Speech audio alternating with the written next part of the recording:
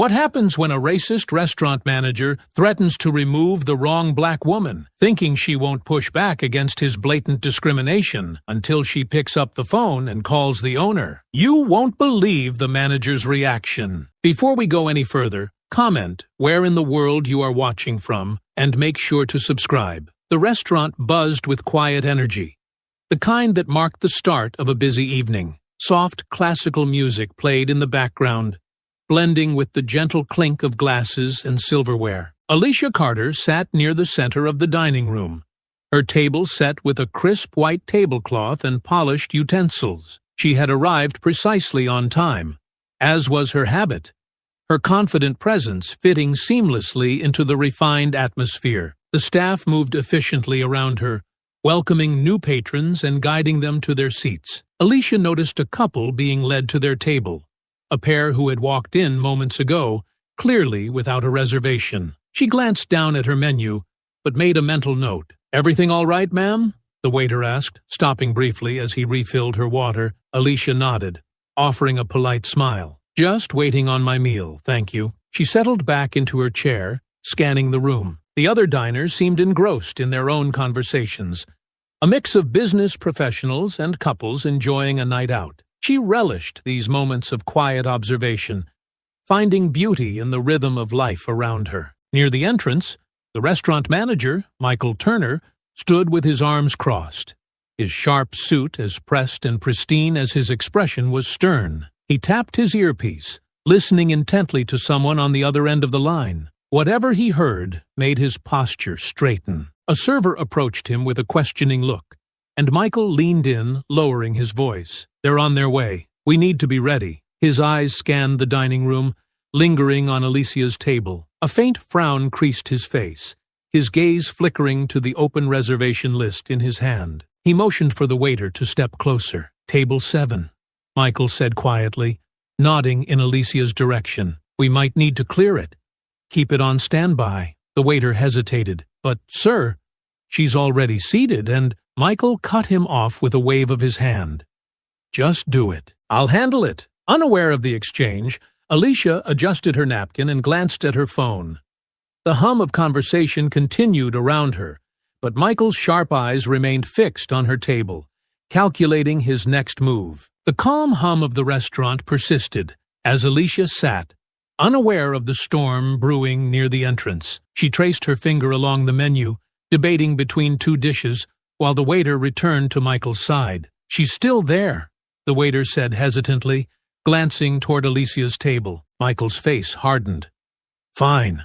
I'll deal with it." He straightened his jacket, his sharp movements betraying his annoyance. As he strode across the room, Alicia noticed him approaching. She set her menu down, her gaze steady as he stopped at her table. "Good evening," he began, his smile thin and brittle. "I'm Michael Turner, the manager here. I'm afraid we have a situation." Alicia tilted her head slightly. "What kind of situation?" Michael clasped his hands in front of him, his tone measured. "A very important guest will be arriving shortly, and we'll need to make some adjustments to our seating arrangements. Unfortunately, that means I'll need to ask you to vacate this table." Alicia raised an eyebrow. "Vacate? Why? I have a reservation, and I was seated on time." Michael's smile tightened. "I understand, but as I said, this is an exceptional circumstance. I trust you'll be understanding about the needs of the restaurant." She leaned back in her chair, her expression calm but firm. "I don't understand, actually. Why not ask someone else to move? There are at least 3 tables that were seated after me." Michael's expression faltered briefly, irritation flashing in his eyes. "Ma'am, I'm asking you because this is a business decision. We need to maintain a certain ambiance for tonight's special guests." "Ambiance?" Alicia repeated, her tone sharpening. "And my presence ruins that for you?" His mask of professionalism slipped further. "Look," he said, his voice low but clipped. "This is not personal. I'm offering you a chance to handle this gracefully. Don't make it harder than it needs to be." Alicia sat up straighter, her gaze narrowing. "Are you threatening me?" Michael exhaled sharply, glancing around to ensure no one else could hear. "I'm simply saying that if you don't cooperate, I'll have to involve security." I'd hate for things to escalate unnecessarily. Alicia froze for a moment, then smiled coolly. Escalate? Yes, he said with more confidence now. This doesn't have to be unpleasant. But if you insist on making a scene, I will act in the best interest of this establishment. She let his words hang in the air, studying him intently. Then, with deliberate calm, she folded her napkin and placed it on the table. I see. So, your solution is to intimidate paying customers to accommodate special guests. Is that it? Michael's jaw tightened, his voice dropping further. You're not the first person I've had to deal with like this. I can make this as easy or as difficult as you want. Alicia's smile widened, but it didn't reach her eyes. She stayed seated, her calm composure now laced with steel. I think I'll stay right here for now. His nostrils flared, and he straightened up, clearly frustrated. Fine, I'll give you 5 minutes to reconsider before I return with security. He turned abruptly and walked away, leaving Alicia to sit amidst the hushed murmurs of nearby diners who had overheard snippets of the exchange. Alicia took a deep breath, steadying herself. She glanced toward Michael, who was now speaking to a pair of staff members, his gestures animated and his expression tense. She didn't know what his next move would be. But one thing was certain. This wasn't over. Alicia's fingers grazed the edge of the table as she sat still, her thoughts racing. The anger simmering beneath her calm exterior was tempered by experience. This wasn't her first encounter with someone like Michael Turner. He was the type who thought his position gave him the right to decide who mattered and who didn't. Her eyes drifted to the other patrons. Some were engrossed in their conversations, oblivious, while others cast curious glances in her direction. She caught snippets of hushed murmurs, questions about what was happening, followed by awkward silence when they realized she had noticed them. She closed her eyes briefly, letting out a slow, steady breath. This wasn't just about her. She could feel it in her bones. People like Michael didn't stop at one person. How many others had he humiliated like this? How many had been quietly pushed out, forced to leave without a fuss? The click of polished shoes brought her attention back. Michael was returning, this time flanked by 2 uniformed security guards. His expression was colder now, his earlier mask of civility replaced by impatience. "Ma'am," he began sharply, his tone leaving no room for pretense, "I warned you about this." Alicia remained seated, her calm gaze fixed on him. "Warned me about what exactly?" Michael folded his arms. "Your refusal to cooperate. I've asked you politely to vacate this table. And now you're disrupting the restaurant's operation. This is unacceptable." The 2 guards stood behind him, their presence an unspoken threat. Alicia felt their eyes on her, waiting for her to resist, to give them an excuse to act. "And again," Alicia said, her voice steady, "you haven't explained why it's me you're asking to leave. There are plenty of other diners here, some who arrived after me. Why not them?" Michael's lips pressed into a thin line. But then he said it. The words she had been expecting. "Because this establishment caters to a certain clientele, and I'm afraid you don't exactly fit the image we're trying to uphold tonight." Alicia's breath caught for a moment. There it was, laid bare. No innuendos, no veiled excuses, just the raw, ugly truth. "Say that again," she said, her voice low. Michael's eyes darted around, suddenly realizing the weight of his words. He shifted uncomfortably, but doubled down. "We have a responsibility to maintain a high standard here, and frankly, I don't believe you align with that standard." She stood slowly, her movements deliberate. Her height didn't match his, but her presence loomed far larger. The guards behind Michael tensed, but she made no move to resist. Instead, she adjusted her dress and reached for her bag. "You think you can do this," she said softly, almost to herself. Then her voice grew firmer, enough to make Michael flinch.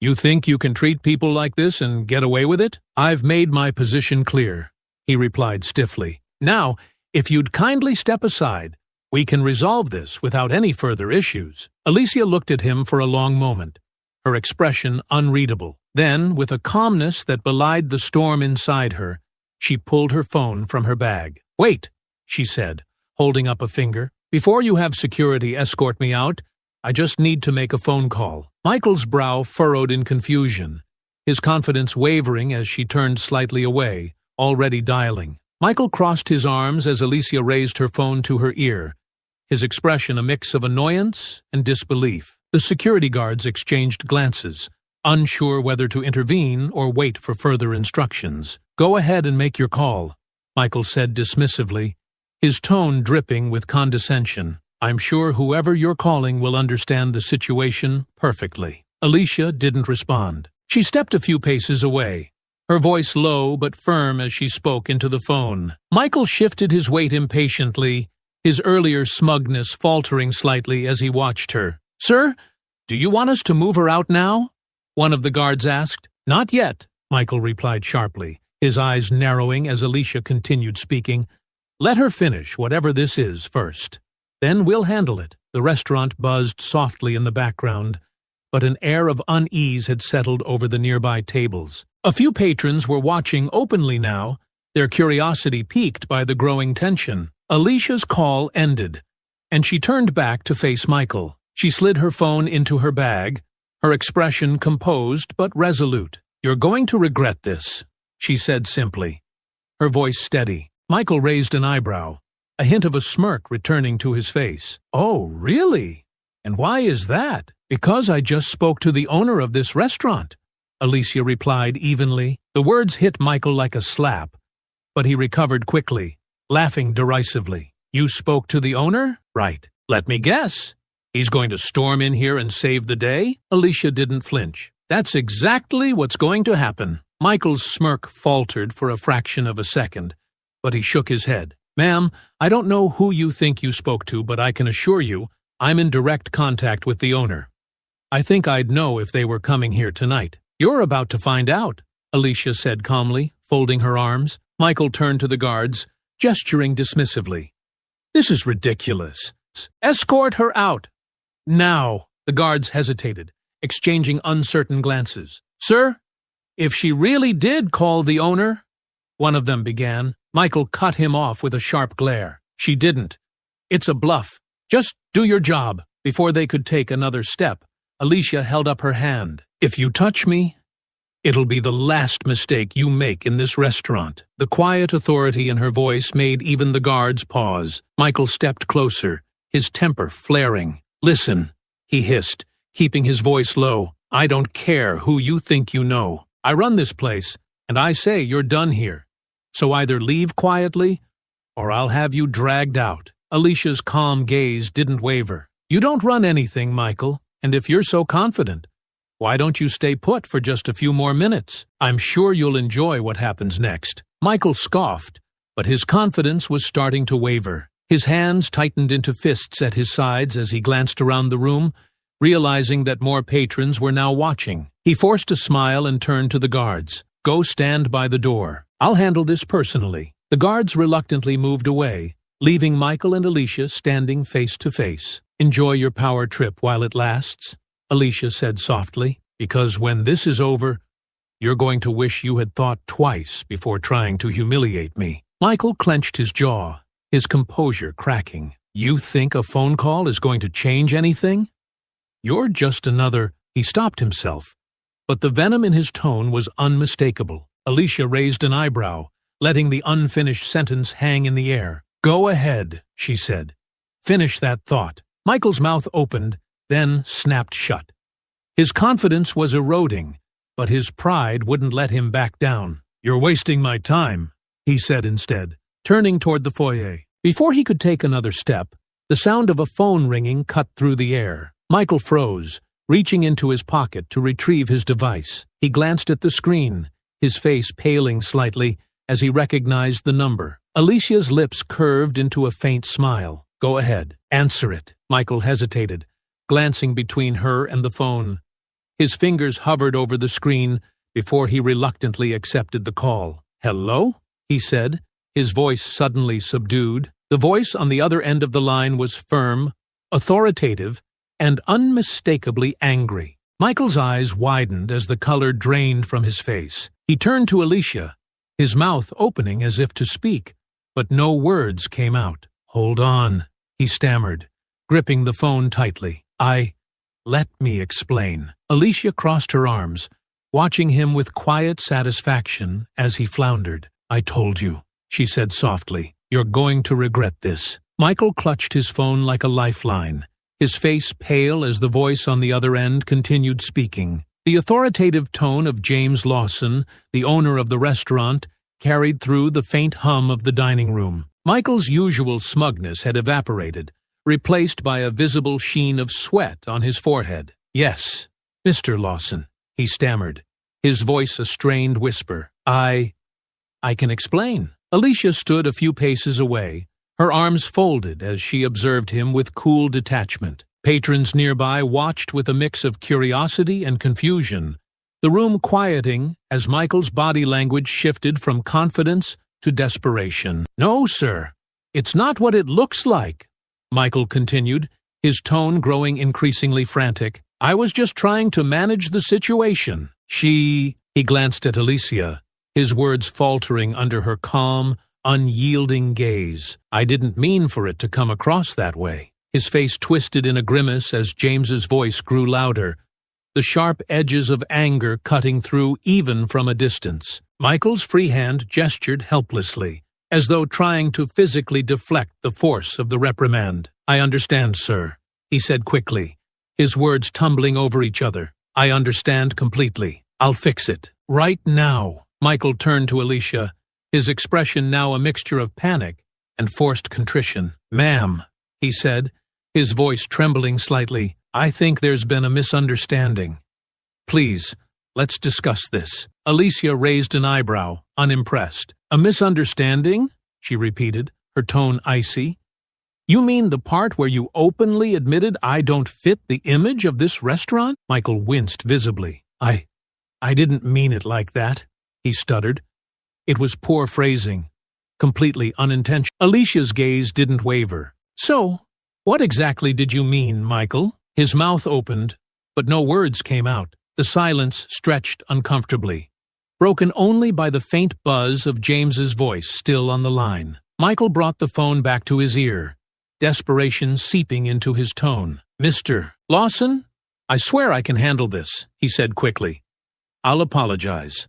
I'll make it right. James's response made Michael flinch, and he pulled the phone slightly away from his ear as though the words were physically stinging him. Of course, sir, Michael said hurriedly. Right away. He lowered the phone, swallowing hard, and turned back to Alicia. His attempt at a smile was weak and unconvincing. Miss Carter, he began, his voice unsteady, I'd like to formally apologize. My actions earlier were inappropriate and unacceptable. I hope you'll allow me to make it up to you. Alicia tilted her head, her expression unchanging. Make it up to me, she said. Tell me, Michael. How exactly do you plan to do that? Michael faltered, searching for words. I can comp your meal. Provide a future reservation. Anything you'd like. Her smile was faint, cold. Anything I'd like? Yes, absolutely, he said quickly, clinging to the hope of salvaging the situation. She took a step closer, her voice lowering just enough for him to feel the weight of her words. What I'd like, Michael, is for you to explain why you've been treating customers like this for so long. Do you think I don't know? Michael blinked, the color draining further from his face. What? No, that's not... Alicia cut him off with a raised hand. Save it. I've heard enough. And something tells me Mr. Lawson has too. Michael's phone buzzed again in his hand. He glanced at the screen and hesitated before answering. Yes, sir? This time, whatever James said left Michael frozen. His lips moved soundlessly for a moment before he finally managed a response. Understood, sir.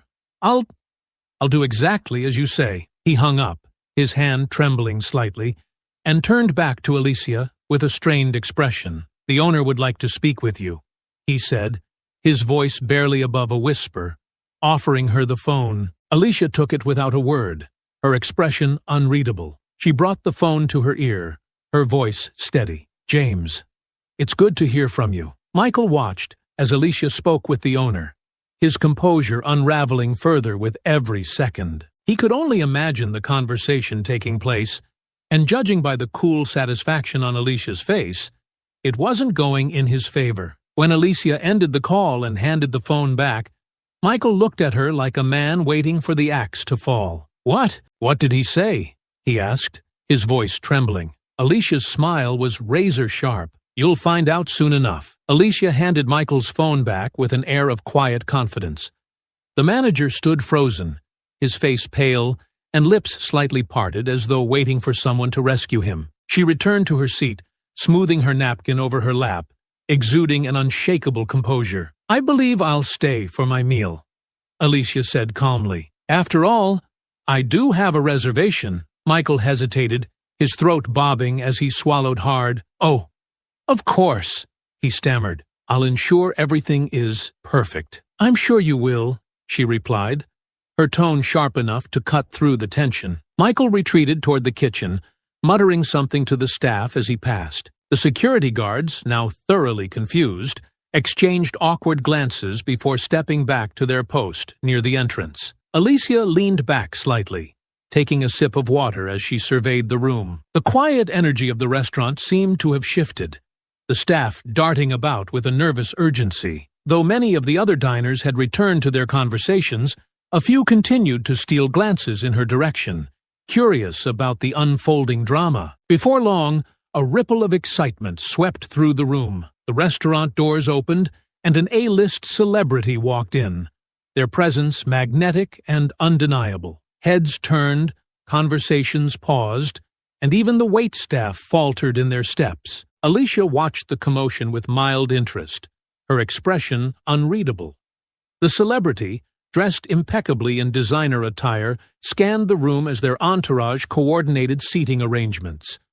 But then, something unexpected happened. The celebrity's gaze landed on Alicia, and their face lit up with recognition. Ignoring their entourage, they strode purposefully toward her table, drawing even more attention from the room. "Hey!" they exclaimed warmly, their voice cutting through the hushed murmurs. "I didn't know you were in town." Alicia stood, offering a polite smile. "It's been a while," she replied. The celebrity glanced at the empty chair across from her. "Mind if I join you?" "Not at all," Alicia said, gesturing for them to sit. The restaurant staff visibly tensed, their movements becoming even more frantic. Michael, lurking near the kitchen, froze mid-step. His face, already pale, somehow managed to drain of even more color as he watched the interaction. The celebrity leaned back casually, their charisma filling the space. "So," they began, smiling, "what's new with you?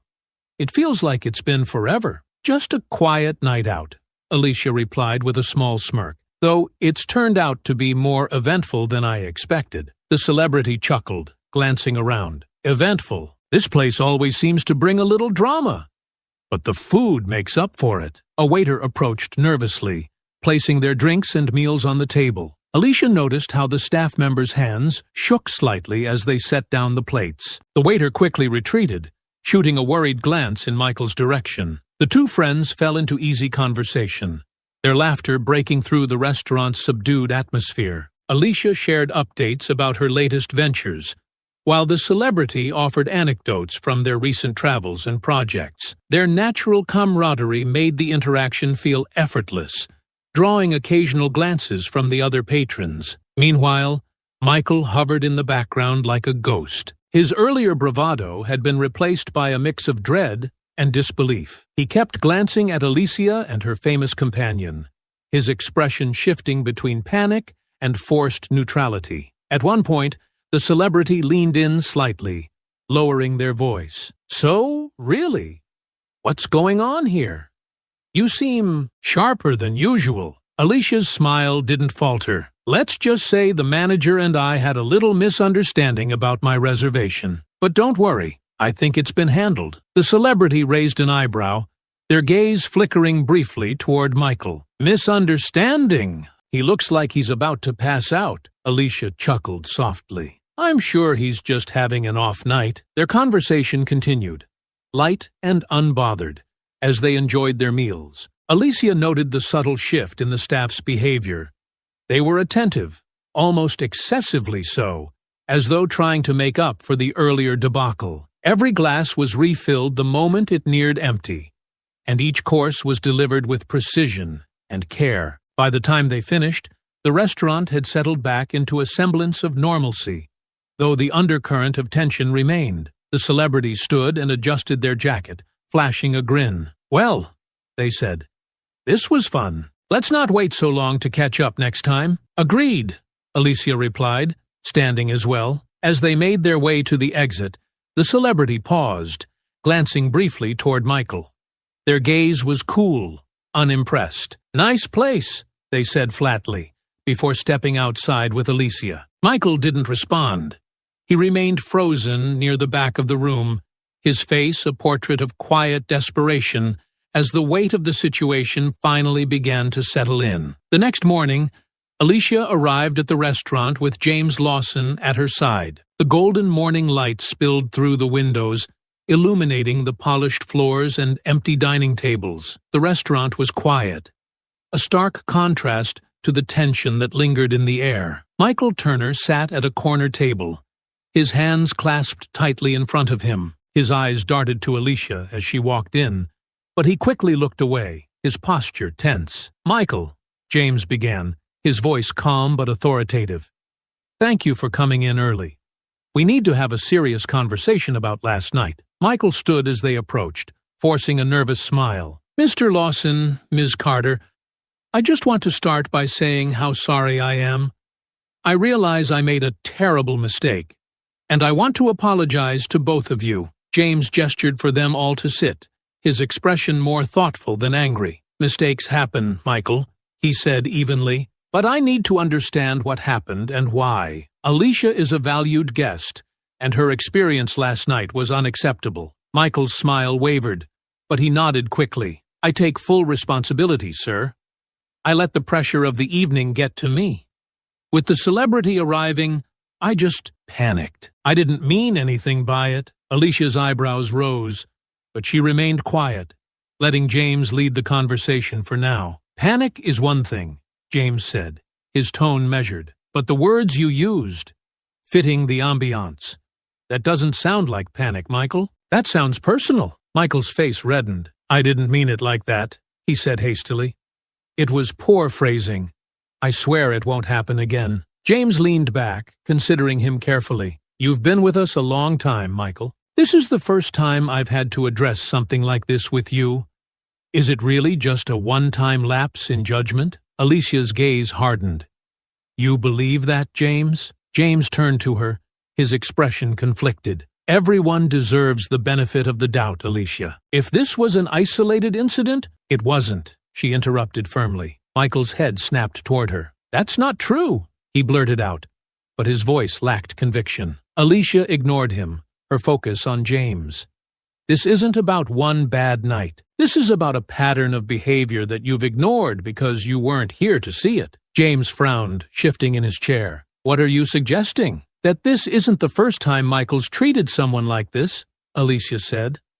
"I'll bet if we talk to your staff, we'll hear more stories. And if we reach out to customers, we'll hear even more." Michael looked at her, panic flashing across his face. "You don't have any proof," he said quickly. Alicia's eyes narrowed. "Not yet, but I will." James rubbed his temple, clearly torn. "Michael's been with us for years, Alicia. I've never had a reason to doubt his professionalism before." "That's because people like him know how to hide it," Alicia said coldly. "They don't show their true colors to someone they need to impress. They save it for people they think won't fight back." Michael shifted uncomfortably, his hands tightening into fists. "That's not fair," he muttered. "Fair?" Alicia shot back. "You want to talk about fair, Michael? How fair is it to humiliate paying customers because they don't fit your idea of what this place should look like?" James held up a hand, his voice firm. "Enough. Let's not turn this into a shouting match." He turned back to Alicia, his expression serious. "If you believe there's more to this, I'm willing to investigate. But I need more than accusations. I need facts." "You'll have them," Alicia said confidently. James nodded slowly. "All right. Michael, I'm placing you on probation while we look into this. You'll stay away from the restaurant until we get to the bottom of it." Michael looked like he wanted to protest, but he thought better of it. "Yes, sir," he said quietly. James turned back to Alicia. If there's a pattern, we'll find it. But until then, I'd appreciate it if we handled this discreetly. Alicia's smile was tight. Of course, James. Discretion is my specialty. Later that morning, Alicia began her investigation with the restaurant staff. She knew they would have seen Michael's behavior up close and might hold the key to uncovering a pattern. Her first stop was the kitchen, where the head chef was orchestrating preparations for the lunch service. "Excuse me," Alicia said, stepping into the bustling space. The head chef, a stout man with sharp eyes and a calm demeanor, turned toward her. "Ms. Carter," he greeted, setting down a ladle. "I heard about what happened last night. That shouldn't have happened to anyone." "Thank you," Alicia replied. "I need your help. I'm trying to understand if last night was an isolated incident or part of something bigger. Has Michael ever treated other customers the same way?" The chef's face tightened. He glanced around to ensure no one else was listening. "I've seen things," he said cautiously, "but it's not something I've been asked about before." "Please," Alicia said earnestly. "If he's been targeting people, I need to know. This isn't just about me. It's about everyone he's hurt." The chef exhaled deeply, rubbing the back of his neck. "I don't want to throw anyone under the bus, but Michael's been picky about who gets the best seats for years. I've overheard him tell the host to steer certain folks away, mostly people who don't fit his idea of classy." Alicia frowned. "And no one's reported this?" "Not officially," the chef admitted. "But it's not just customers. Some of the staff have left because of him. He plays favorites and makes it hard for people he doesn't like to get ahead." "Anyone specific?" The chef hesitated. "There was a young waiter a while back. Great kid, worked hard. But Michael kept passing him over for promotions, always finding some excuse. Eventually, the guy quit." Alicia nodded, thanking him for his honesty before moving on. Over the next few hours, she spoke with other employees in private. The picture became clearer with every conversation.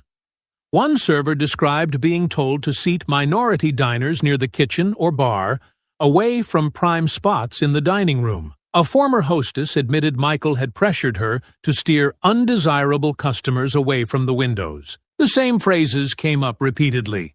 Ambiance, class. Doesn't fit the vibe. By midday, Alicia had gathered enough testimonies to confirm her suspicions. But she knew it wasn't enough to bring to James just yet. Customers might hold the missing pieces, and she needed to hear their stories, too. That afternoon, Alicia met James in his office at the restaurant. He looked up from his desk as she entered, his expression grave. "Find anything?" he asked. "Plenty," Alicia replied, setting a folder of notes on his desk. "I spoke with the staff. Almost everyone had a story about Michael. He's been using his position to discriminate against both employees and customers." James opened the folder, scanning the pages. His brow furrowed as he read. "This is worse than I imagined," he muttered. "It's a pattern, James," Alicia said firmly. "And it's gone unchecked for years. He's created a toxic culture. And you didn't even see it happening." James sighed, leaning back in his chair. "You're right. I trusted Michael to run this place. And now it's clear I made a mistake. Now that you know, you can fix it," Alicia said, her tone softening. "But we need more than just this." James looked up, confused. "What do you mean?" "The staff's stories are important, but customers have been impacted too," Alicia explained. "We need to talk to them. I'm willing to bet there are people out there with stories about how Michael treated them." James rubbed his temple, visibly grappling with the weight of the revelations. "Do you think people will come forward?" "They will," Alicia said confidently. "But we have to ask. Let's start with recent diners. Your reservation system should have contact information for at least some of them." James nodded slowly. "I'll have someone pull the records. And if what you're saying is true, I'll make this right." "Michael's done, Alicia. I promise you that." Alicia leaned forward, her gaze steady. "It's not just about firing him, James. It's about showing your staff and your customers that this place can be better, that you won't let this happen again." James reached out to shake her hand. "I'll do everything I can." Alicia took his hand, a faint smile crossing her face. "Good, let's get to work." The day stretched long as Alicia poured herself into the next stage of her investigation. Speaking with customers. She sat at a small desk in James's office, surrounded by stacks of reservation logs and notes, while James's assistant helped sort contact details for patrons who had dined at the restaurant in recent months. Her first call was to a young black couple, Camille and Brian, who had dined at the restaurant 3 weeks prior. As Alicia introduced herself and explained the purpose of her inquiry, she heard Camille hesitate on the other end of the line. "Well, now that you mention it," Camille began, her tone cautious, "we did feel a bit out of place. The hostess seemed nervous when she seated us, and we ended up at a table in the back near the kitchen. It was odd, because I saw open tables with better views when we walked in." "Did you say anything at the time?" Alicia asked gently. "We tried," Camille replied, "but the manager, Michael, I think his name was, he just said those tables were reserved and walked away before we could press further. It didn't feel right, but we didn't want to make a scene." Alicia frowned, noting the familiar pattern. "Thank you for sharing. It's important for us to hear your experience." Her next call was to Mr. Harris, a black businessman who had dined alone. When Alicia reached him, he chuckled ruefully. "I remember that night," he said. "I made a reservation for a window table, but when I arrived, I was seated in a corner near the bar instead. When I asked about it, the manager said they had a last-minute booking that needed the spot." "Did you see who was seated at the table you reserved?" Alicia asked. "I did," Mr. Harris replied. "It was a white couple who arrived after me. They didn't look like they had a reservation, but Michael greeted them personally, so I figured they must have been VIPs. Alicia's pen paused over her notepad. "And how did that make you feel?" "Dismissed," Harris said simply. "Like I wasn't worth the effort. It's not the first time I've experienced something like this, but it still stings." Call after call, Alicia heard variations of the same story, all from black patrons. A pair of sisters described being given the smallest table in the house, despite arriving early for their reservation. A young professional shared how Michael had barely acknowledged her presence when she asked for assistance with her meal. Another couple, who had since stopped visiting the restaurant, revealed they had felt unwelcome on more than one occasion. What stood out most was the shared frustration in their voices, not just about the treatment itself, but about the subtlety of it. Michael's behavior had been just polite enough to avoid outright confrontation, but dismissive enough to leave them feeling unwelcome. By late afternoon, Alicia had compiled a growing stack of notes. Her stomach churned with a mix of frustration and vindication as the stories piled up. The picture was unmistakable. Michael's discriminatory behavior had affected countless black patrons, many of whom had quietly decided to take their business elsewhere. That evening, Alicia returned to James's office to share her findings. He was on the phone when she arrived, his voice low and serious. As he hung up, he gestured for her to take a seat. "How did it go?" he asked, his expression tired but curious. "Exactly how I expected," Alicia replied, placing her notebook on his desk. "I spoke with 6 black customers today, and all of them described being treated unfairly by Michael. He's been systematically prioritizing white patrons while dismissing black diners." James frowned, flipping through the notes. "I didn't realize it was this bad," he muttered. "It's worse than bad, James," Alicia said firmly.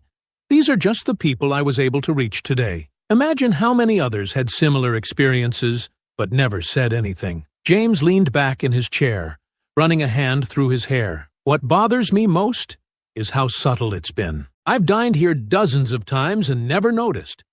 How does someone get away with this for so long?" "Because people like Michael know how to cover their tracks," Alicia said. "He uses just enough plausible deniability to avoid outright confrontation, but it's clear he's been doing this for years." James sighed heavily, staring at the notes on his desk. "What did the customers say when you told them why you were calling?" "They appreciated it," Alicia replied. "Most of them had written it off as bad luck or poor service, but when I explained the bigger picture, they understood.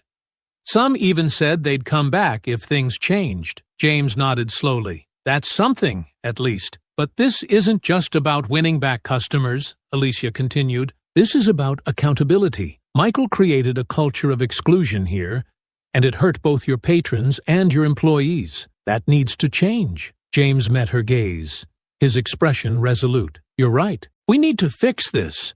Not just fire Michael and move on, but make sure it never happens again. Alicia nodded, satisfied. Then let's start with transparency.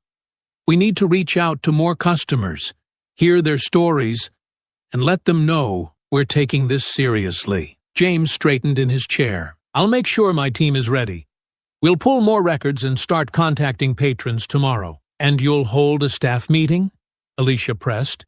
They need to hear what's happening and what's going to change. Absolutely, James said. This restaurant will be better, Alicia. I promise you that. The next morning, the restaurant buzzed with a different kind of energy. James had called for an all-staff meeting before the doors opened, filling the dining area with murmurs of curiosity and unease. Servers, cooks, hosts, and cleaners stood in clusters, exchanging whispers about the sudden announcement.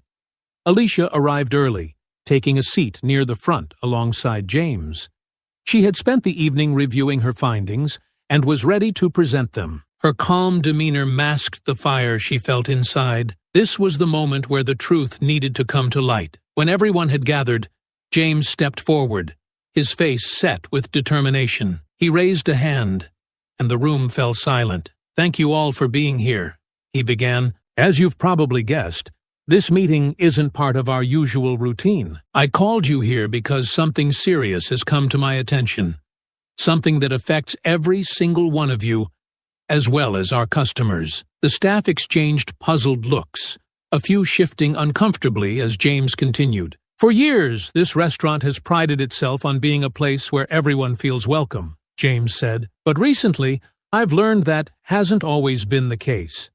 There have been instances, far too many, of guests being treated unfairly, and I take full responsibility for allowing it to happen. Alicia noted the surprised glances exchanged among the staff. It was clear many hadn't expected such an admission from their boss. James gestured toward her. Alicia Carter has been working with me to investigate these issues. She's spoken with customers and staff, and what she's uncovered is troubling. I'll let her explain. Alicia rose, her calm gaze sweeping across the room. Thank you, James, she said, stepping forward. Over the past few days, I've spoken to staff members and several customers who've dined here. What I've found is a clear pattern of discrimination, specifically against black customers. The room went still. Some staff members looked down at their shoes, while others stared at Alicia with wide eyes. For years, certain guests have been treated as second class, Alicia continued. They've been seated in undesirable areas, ignored by management, or even turned away under false pretenses.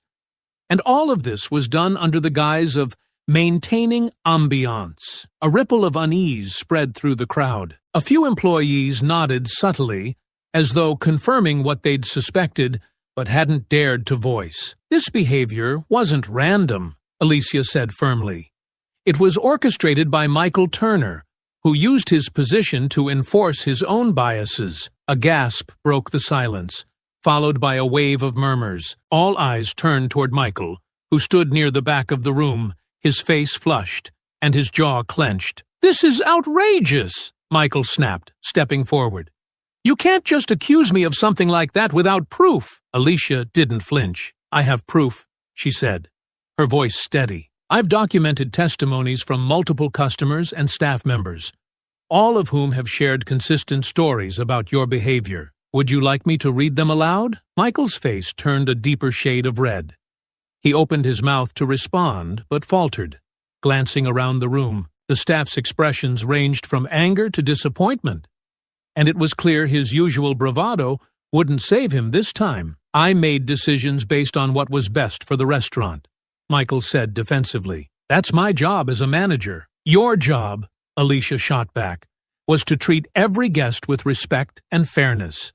Instead, you used your authority to marginalize people who didn't fit your personal vision of ambiance. James stepped forward, his tone sharper now. Michael, This isn't just about one or two incidents. This is a pattern.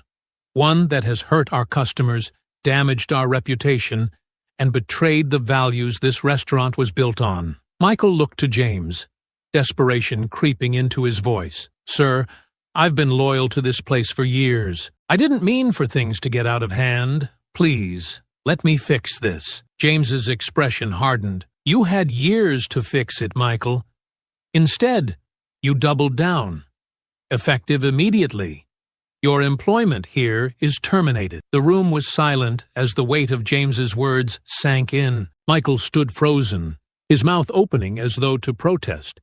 But no sound came out. James turned back to the group. I owe all of you an apology, he said. I let this happen by not paying closer attention. That changes now. Starting today, we're implementing mandatory training on equity and inclusion, and I'm putting measures in place to ensure no one is ever treated unfairly again. Customers or staff. Alicia watched as the staff absorbed his words, some nodding while others whispered quietly. She felt a small flicker of hope. It was a step, and though there was still work to be done, it was a start. As the staff dispersed after the meeting, James gestured for Alicia to follow him back to his office. The weight of the morning's revelations hung heavily in the air, but Alicia's focus remained sharp. Michael had been conspicuously silent during the staff meeting, and she suspected his absence from the confrontation center had more to do with fear than remorse. He's waiting in my office, James said quietly as they walked. I wanted to give him one last chance to explain himself. To be honest, I'm not sure what good it'll do, but I need to hear it. Alicia nodded. He's not going to admit anything unless he feels cornered. And even then, it won't be the whole truth. Then we'll corner him, James replied firmly, opening the door to his office. Michael was already seated at the far end of the room, his posture rigid and defensive. His usually polished appearance was marred by a slightly disheveled suit and a sheen of nervous sweat. He looked up as they entered, his eyes darting from James to Alicia. But he didn't speak. James took his seat behind the desk, gesturing for Alicia to sit beside him. The room felt smaller with the three of them inside, the tension palpable. Michael, James began, his voice steady but firm. I called you here because I want to understand what happened. This meeting isn't about saving your job. That decision has already been made. This is about accountability. Michael shifted uncomfortably, his fingers clutching the armrests of his chair. I don't know what to say, he stammered. I made mistakes. I let the pressure get to me. Alicia's expression was cold as she leaned forward, her arms folded across her chest. Mistakes? She repeated, her voice sharp. Is that what you call years of targeting black customers and treating them as less than? You didn't just let the pressure get to you, Michael. You built a system that excluded people based on their race. Michael flinched, his face reddening as he avoided her gaze. It wasn't about race, he said defensively. I was just trying to maintain the restaurant's image. Stop, James interrupted, his tone cutting. We've heard that excuse before. It's meaningless. Explain what you really meant by maintaining the image. Who did you think didn't belong? Michael hesitated, his eyes falling to the floor. The room was silent except for the faint hum of the air conditioning. Finally, he sighed, his shoulders sagging. Fine, he muttered. Yes, I focused on certain customers, white customers. They were the ones who fit the look of the place, the ones who brought in other high-paying clientele. I thought I was doing what was best for the business. Alicia leaned forward, her voice icy. So you're admitting that you treated black customers differently because you didn't think they fit your look. Do you even hear yourself? Michael looked up, his face pale. It wasn't personal, he said weakly. It was about the bottom line. Do you realize how disgusting that sounds? Alicia shot back. You weren't just managing a restaurant. You were telling people, over and over again, that they didn't belong. And now you want to hide behind excuses like the bottom line? James sat back, his expression grim. Michael, you've betrayed everything this restaurant stands for. I trusted you to uphold our values, and you turned them into a mockery. Michael's voice cracked as he tried to defend himself. I didn't mean for it to go this far. I thought I was helping the restaurant. You thought wrong, James interrupted, his voice rising. You hurt people, Michael, not just customers, but staff who had to carry out your orders, who had to watch you tear down others just because they didn't look the part.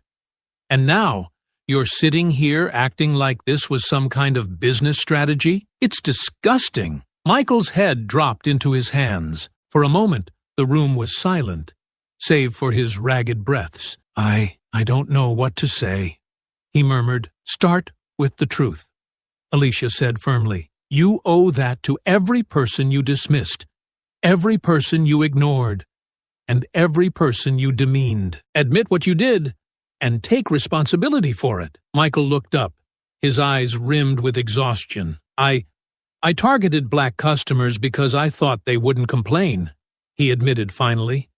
I thought if I focused on the high-profile white clients, it would make the restaurant look better. I didn't think anyone would notice. Well, they noticed, James said coldly. And now, you'll face the consequences. Michael nodded weakly, his defiance extinguished. I understand, he whispered. James stood, signaling the end of the meeting. You'll never work here or in this industry again, Michael. Leave your keys and go. Michael rose shakily, casting one last glance at Alicia before shuffling out of the room. When the door closed behind him, James turned to Alicia, his face a mixture of anger and regret. You were right, he said quietly. All of it. And now it's time to fix it, Alicia replied. The afternoon sun filtered through the large windows of James's office, casting warm light on the polished wood of his desk. Alicia sat across from him, her notes laid out neatly in front of her. The tension from the earlier confrontation with Michael had dissipated, replaced by a sense of determination. James leaned back in his chair, his hands steepled in front of him. Alicia, he began, his tone contemplative, this place has been my pride and joy for years. I thought I was building something special, a space where everyone could feel welcome. And now, I'm realizing I failed to see what was happening right under my nose. Alicia studied him for a moment,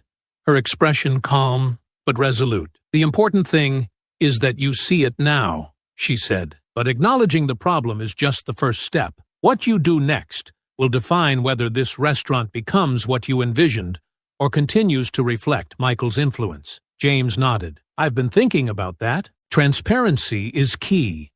I need to be upfront with my staff and customers about what happened and what we're doing to fix it. But I don't want to stop there. I want real, systemic change. Good, Alicia said, leaning forward, because that's exactly what it's going to take. Michael wasn't the only problem. He created a culture that allowed discrimination to thrive. But that culture didn't happen in a vacuum. If you're serious about change, you need to rebuild from the ground up. James rubbed his temples, visibly grappling with the weight of her words. Where do we start? Start with your staff, Alicia said. Hold a training session on equity and inclusion. Not a box-checking exercise, but something meaningful. Bring in experts who can help your employees recognize and challenge biases, both their own and others. James nodded slowly, jotting down notes. What else? You need a system for accountability, Alicia continued. Anonymous reporting channels, regular staff reviews, and oversight to ensure that no one else abuses their position the way Michael did. And that includes you, James. You need to be more present. James sighed heavily, his guilt evident. You're right. I've been too hands-off. I trusted Michael to run things, and that trust was misplaced. Trust is important, Alicia said. But so is oversight. You can delegate authority, but you can't delegate accountability. James leaned forward, his expression resolute. What about our customers? How do I rebuild their trust? Alicia's gaze softened slightly. Start by apologizing. Reach out to the customers who were directly affected by Michael's actions. Offer them not just refunds, but a genuine acknowledgement of what happened and how you're making it right. And what about the public? James asked. If word gets out about this, it could ruin our reputation. James, Alicia said firmly, the truth is going to come out. whether you control the narrative or not. It's better to get ahead of it. Issue a statement explaining what happened, what you're doing to address it, and your commitment to creating a more inclusive environment. Own your mistakes and show people you're serious about change. James nodded, his shoulders squaring as resolve took hold. I'll do it. All of it. And I'd like you to be involved in the process, Alicia. Your insight has been invaluable, and I think you could help guide us through this transition. Alicia smiled faintly. I appreciate that, James, but my role here was to bring the truth to light. The real work is yours to do. That being said, I'm willing to consult in the short term to help you get started. That's more than I could ask for, James said sincerely. Alicia glanced at her notes, then looked back at him. One more thing. You should consider donating a portion of the restaurant's profits to organizations that support equity and inclusion. It's not a solution, but it's a step toward making amends. James nodded thoughtfully. I'll make it happen. The two sat in silence for a moment, the weight of the conversation settling between them. Finally, James extended his hand. Thank you, Alicia, he said, for everything. You didn't have to do any of this, but you chose to stay and help us fix what's broken. That means more than I can say. Alicia shook his hand firmly. I did it because it was the right thing to do. For the customers, the staff, and for everyone who deserves better. Now it's up to you to follow through. James nodded, determination etched on his face. I will. I won't let this place fall back into the same patterns. Alicia gathered her notes and stood, offering him a small smile. Good. Then we'll see where this goes. As she left the office, Alicia felt a sense of closure, but also a quiet resolve. The fight against discrimination was far from over. But this victory, small as it might seem, was a step in the right direction. Months later, Alicia stepped through the doors of the restaurant, her heels clicking against the polished marble floor. The atmosphere was vibrant, alive with the hum of conversation and the soft clinking of glasses and cutlery. She paused for a moment, taking in the sight that greeted her. The changes were subtle yet profound, a space that now radiated warmth and inclusivity. The host, a young black man with a friendly smile, greeted her as she approached the stand. Welcome to Lawson's, he said warmly. Do you have a reservation? I do, Alicia replied, giving her name. He checked the list and nodded. Right this way, Ms. Carter. As she followed him through the dining area, Alicia couldn't help but notice the clientele. Black families and couples occupied prime tables, their laughter and conversations blending seamlessly into the ambiance. At one corner, a group of black professionals appeared to be celebrating, raising their glasses in a toast. Her eyes were drawn to a larger table near the window, where a well-known black celebrity sat surrounded by friends. She smiled faintly, recognizing the actor from a recent blockbuster. They appeared completely at ease, the room treating them as just another part of its fabric rather than a spectacle. When the host led her to her table, Alicia found James already seated, rising as she approached. He extended a hand, his smile genuine. Alicia, it's good to see you. You too, James, she replied, shaking his hand before taking her seat. He gestured around the room. What do you think? Alicia took a moment before responding, her gaze sweeping across the restaurant. It's different, she said finally. Better. James chuckled softly. It's been a journey, that's for sure, but we've made progress. Thanks to you. How are the changes holding up? She asked, folding her hands on the table. Stronger than I expected, James said. The staff training sessions went better than I could have hoped. We've also added an oversight committee to handle any concerns that come up, and I've been much more involved day to day. It's made all the difference. And the customers? James's expression brightened. We've seen a real shift in our clientele. People who stopped coming have started to return, and word of mouth has brought in new faces. The restaurant's reputation has improved, but more importantly, people feel welcome here now. Alicia glanced toward the window again, her eyes lingering on the celebrity. It's good to see this place thriving, she said. But more than that, it's good to see it becoming what you always said it should be, a space for everyone. James nodded solemnly. It wasn't easy getting here, Alicia. We had to earn back trust, one step at a time.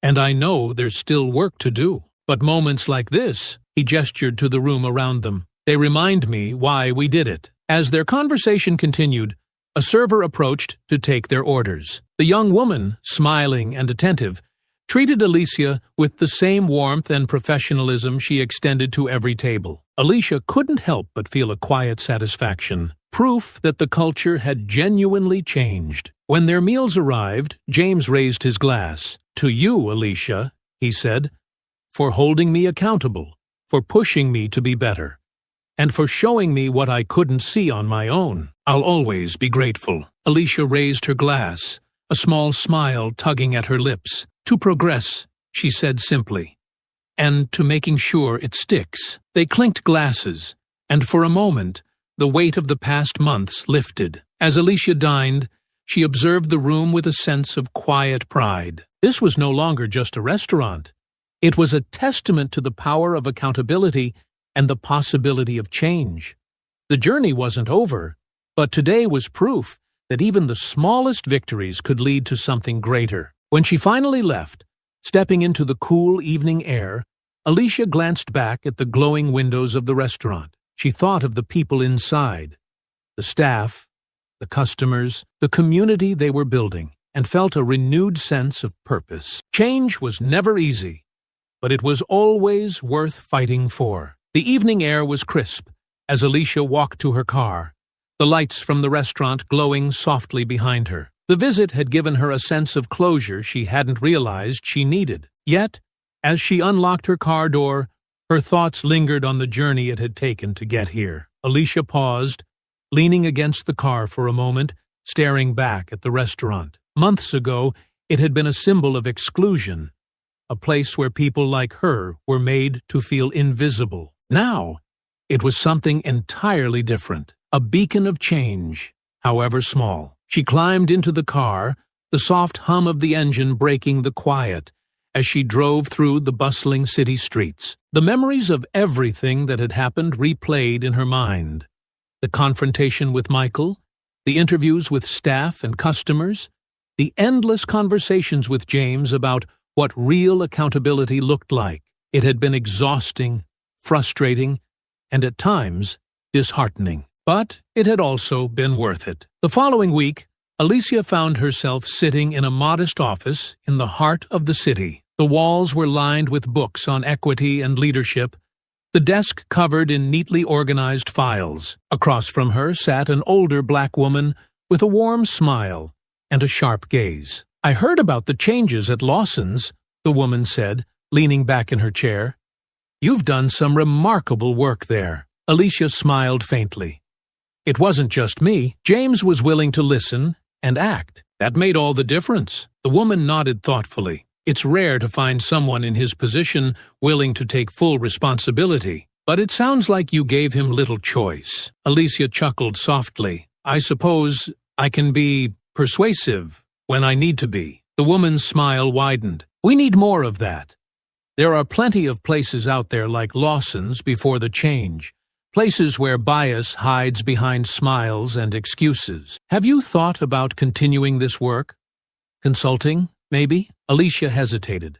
The idea had crossed her mind before, but she hadn't given it serious consideration. "I've thought about it," she admitted, "but I'm not sure if I'm ready to take it on full-time." "Well," the woman said, leaning forward, "if you ever are, give me a call. There's always room for someone with your determination and insight." Alicia took the offered business card, slipping it into her bag. "Thank you. I'll keep that in mind." Later that evening, Alicia sat in her apartment, a steaming cup of tea in her hands. The city lights twinkled outside her window, casting faint shadows on the walls. Her mind wandered back to the restaurant, to James, to the staff and customers who had come together to make something better. It wasn't perfect. There would always be more to do, more battles to fight. But for now, she allowed herself a moment of peace. Her phone buzzed on the table, the screen lighting up with a text from James. "James, just wanted to thank you again for everything.